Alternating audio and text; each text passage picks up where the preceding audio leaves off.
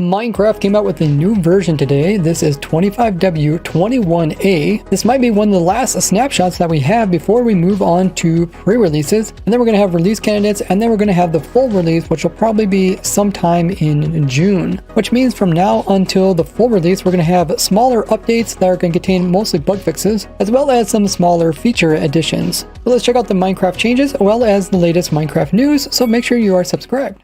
We got some improvements to horses, mules, as well as donkeys today. In the past, we could do healing as well as speeding up the growth of these guys and make them tamer using stuff like sugar, wheat, or apples. And on top of that, we could also have these guys go into love mode if you use stuff like gold apples, or enchanted apples, or golden carrots, or hay bales. But we got addition to the list of things that we can use on these guys, and that is the carrots. We always had the golden carrots that would work, but normal carrots would not. So carrots are going to work similar to sugar, where you can use them to heal them, grow them up if they're babies, as well as make them tamer. But you'll still need to use these more expensive foods if you're trying to have them follow you, or if you're trying to put them in love mode. Now, I had horses growing up in real life, so I definitely know that they love eating carrots.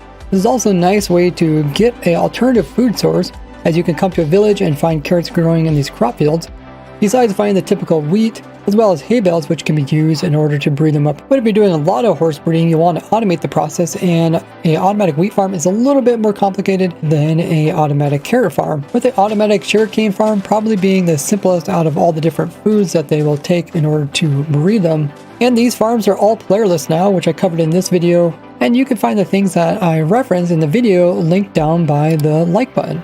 And it seems this change is related to last week, where they came in with craftable saddles in Minecraft, make it easier to get access to horses, and having carrots as another food source also makes it easier.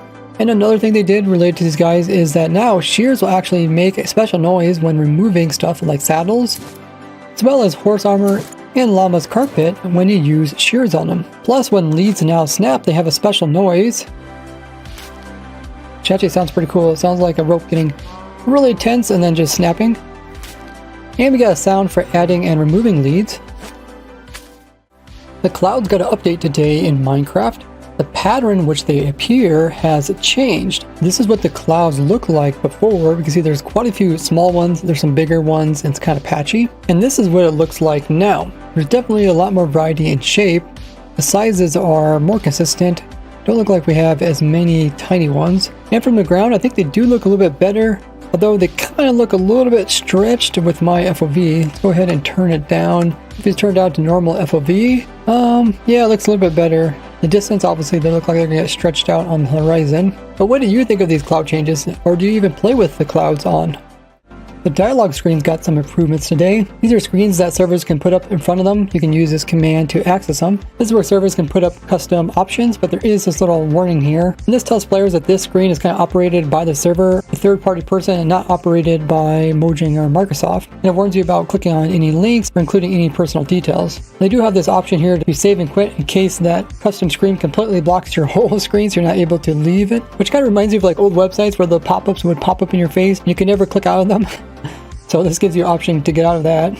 There's also another screen that servers can put up related to server links. Let's say you have like your Discord or the other social media, then they can all pop up here.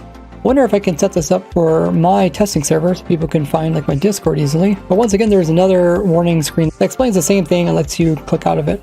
And there's a lot of customization you can do with these dialogues.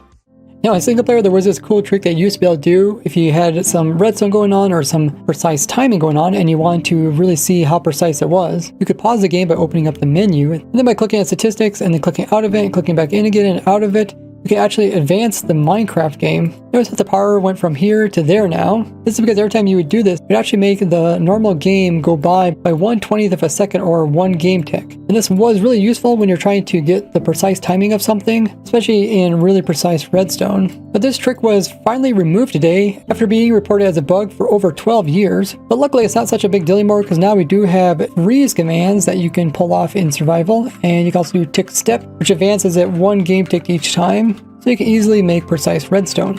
A nasty memory leak was fixed today.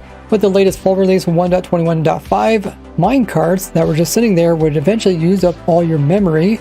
This would cause the game to crash And memory is just your computer's short-term storage before putting the information into long-term storage or if it's using it during calculations. You can see how much memory you have in Minecraft over in the top right-hand corner, as well as how much you're currently using.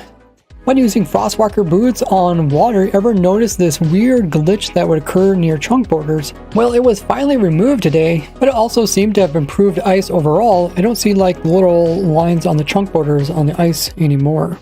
Now when visiting a village, the type of cat that can be found here that is naturally generated with the village used to be the same breeds. But with the last full release, every time you would load a world and come to the same village, it would be different breeds of cats there. So in today's snapshot, they made it so that it once again will be the same cats in the same village if you're using the same world seed. This is great for speedrunners, especially if you're trying to go for the advancement of getting all the cat breeds. Since we're getting close to the full release of this version, they also have been fixing some bugs related to things that happened in the past, and ones that are just snapshot only ones, like this one, which is XP bottles. When they were broken on a wall, they would get stuck inside of the wall. Notice how the XPs end up inside, and once in a while it actually will get stuck in there and won't be able to come out. They also made fixes to beacon beams more consistent when reloading, translation error, misspellings, incorrect formatting, new music disc artist name, toasters popping up for only a brief second, text rendering properly, and other similar bugs.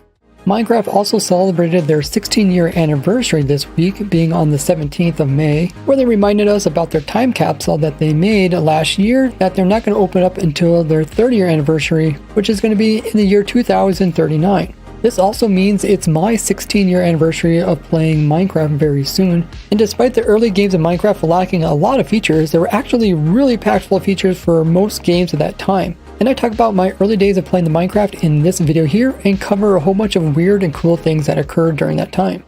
The Minecraft movie is now also available for digital purchase or rent. Here you can see all the different places where you can watch it or rent it. Minecraft also moved over some of the Bedrock Edition exclusive capes to Java Edition. So if we go over here, these are all the capes I have for Bedrock Edition, this being the newest one that just came out. But out of all these capes, this one here, which is called the Pan Cape, used to be only exclusive to Bedrock Edition. But there's a couple more that are exclusive, like the Rainbow one. There's also this fake Pan Cape, which used to be the old Mojang Cape, and there's also the Founder's Cape, which is this Gold Creeper one. Now the fake Pan Cape did not move over because players actually found a way to get the Mojang Cape on their characters, so rather than trying to remove the cape, they just change it to look like another Pan Cape. And since it's a duplicate, there's no reason to have two of those in Java Edition. Also, the Rainbow one never got moved over, but the Founder one did, which is actually a really cool cape. But to get this cape, you had to download it during the Minecon Live 2019 event, as it was part of a skin pack on the marketplace exclusive to Bedrock Edition through the Character Creator. Now, I did not download this at the time because I thought this was just another one of the Bedrock Edition skin packs, but I guess it came with the cape, which actually is a pretty nice one. So if you're someone that does have this cape, you can now have it in Java Edition. And we can confirm this works if you go onto your Java tab and then go over to Skins.